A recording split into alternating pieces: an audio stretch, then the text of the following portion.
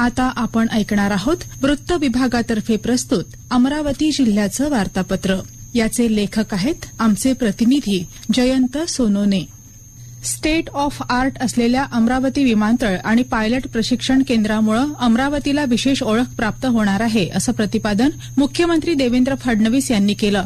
अमरावती विमानतळाचं उद्घाटन तसंच प्रवासी विमानसेवेचा शुभारंभ आणि एअर इंडिया पायलट प्रशिक्षण केंद्राच्या उड्डाणाचं प्रात्यक्षिक पार पडलं. यावेळी केंद्रीय विमान वाहतूक मंत्री किंजरापू राम मोहन नायडू, केंद्रीय विमान वाहतूक राज्यमंत्री मुरलीधर मोहोळ, उपमुख्यमंत्री एकनाथ शिंदे, अजित पवार, पालकमंत्री चंद्रशेखर बावनकुळे उपस्थित होते.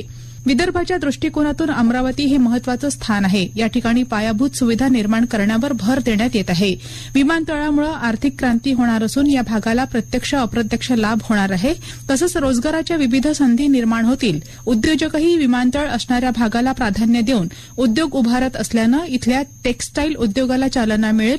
या ठिकाणी होऊ घातलेल्या पीएम मित्रा पार्कमुळे 2 लाख रोजगार निर्माण होणार असून कापूस ते कापड आणि पुढे फॅशनमुळे कापूस उत्पादक शेतकऱ्यांना लाभ होणार आहे असं मुख्यमंत्री म्हणाले. गुणवत्तापूर्ण आणि आनंददायी शिक्षण हा प्रत्येक विद्यार्थ्याचा मूलभूत अधिकार आहे. त्या अनुषंगानं शासनाकडून निपुण महाराष्ट्र अभियान, आदर्श शाळा, सीएम श्री शाळा, मुख्यमंत्री माझी शाळा, सुंदर शाळा अभियान असे विविध उपक्रम आणि विद्यार्थी लाभाच्या योजना राबविल्या जातात.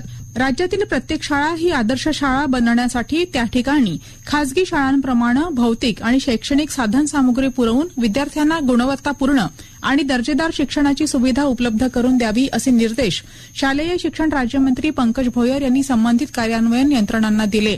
मुख्यमंत्र्यांच्या 100 दिवस कृती आराखड्याअंतर्गत 7 कलमी कार्यक्रमाची अमरावती विभागात प्रभावी अंमलबजावणी करण्यात यावी. शिक्षण विभागाअंतर्गत येणाऱ्या सर्व शाळांमध्ये संकेतस्थळ, सुकर जीवनमान, स्वच्छता, जनतेच्या तक्रारींचं निवारण, कार्यालयातील सोयी आणि सुविधा, गुंतवणूक प्रसार, क्षेत्रीय कार्यालयांना भेटी या 7 कलमी कार्यक्रमांच्या माध्यमातून करण्यात आलेल्या कार्याबाबत राज्यमंत्र्यांनी आढावा घेतला.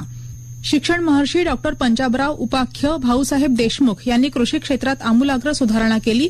तसंच विदर्भातील श्री शिवाजी शिक्षण संस्थेमुळे समाजातील तळागाळातील नागरिकांपर्यंत त्यांनी शिक्षणाची ज्ञानगंगा पोहोचवली. त्यांच्या कार्याचा उचित सन्मान म्हणून त्यांना भारतरत्न बहाल व्हावं यासाठी पाठपुरावा करणार असल्याची ग्वाही पालकमंत्री चंद्रशेखर बावनकुळे यांनी दिली. डॉ देशमुख यांच्या 60व्या पुण्यतिथीनिमित्त डॉ पंजाबराव देशमुख स्मृती वैद्यकीय महाविद्यालय परिसरातील छत्रपती श्री शिवाजी महाराज सभागृहात आयोजित कार्यक्रमात पालकमंत्री बोलत होते. क्रीडा आणि युवक कल्याण मंत्री दत्तात्रय भरणे यांनी अमरावती जिल्हा क्रीडा संकुलाला सदिच्छा भेट दिली. या भेटीदरम्यान त्यांनी संकुलातील विविध क्रीडा सुविधांची पाहणी करून खेळाडूंना आंतरराष्ट्रीय दर्जाच्या सुविधा उपलब्ध करून देण्यासाठी निधीची कमतरता भासू देणार नाही असं आश्वासन दिलं.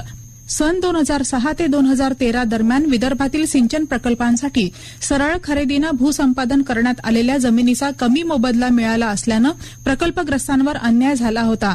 हा अन्याय दूर करण्यासाठी राज्य शासनानं या कालावधीतील सरळ खरेदीनं संपादित केलेल्या क्षेत्राकरिता 5 लाख प्रति हेक्टर दरानं 16,633 हेक्टर क्षेत्राकरिता 831 कोटी 67 लाख रुपये सानुग्रह अनुदान वितरित करण्यास मान्यता दिली असून ही रक्कम शेतकऱ्यांच्या बँक खात्यात थेट जमा करण्यात येणार आहे.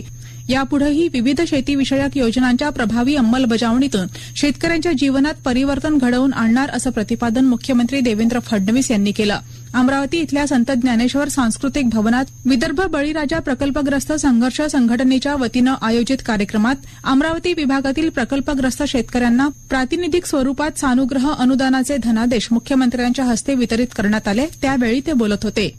पोलीस दलाला परिणामकारक अंमलबजावणीसाठी जिल्हा वार्षिक योजनेतून वाहनं देण्यात येत आहेत. येत्या काळातही पोलिसांना अत्याधुनिक साधनं देऊन सक्षम करण्यात येणार आहे अशी माहिती मुख्यमंत्री फडणवीस यांनी दिली. कोंडेश्वर इथं अमरावती ग्रामीण पोलीस दलाची निवासस्थान इमारत, प्रशासकीय इमारत, 4 चाकी नवीन वाहनं तसंच शहर पोलिसांची 4 चाकी नवीन वाहनं, वातानुकूलित वाहतूक कक्ष आणि महिला विसावा कक्षाचं लोकार्पण फडणवीस यांच्या हस्ते करण्यात आलं.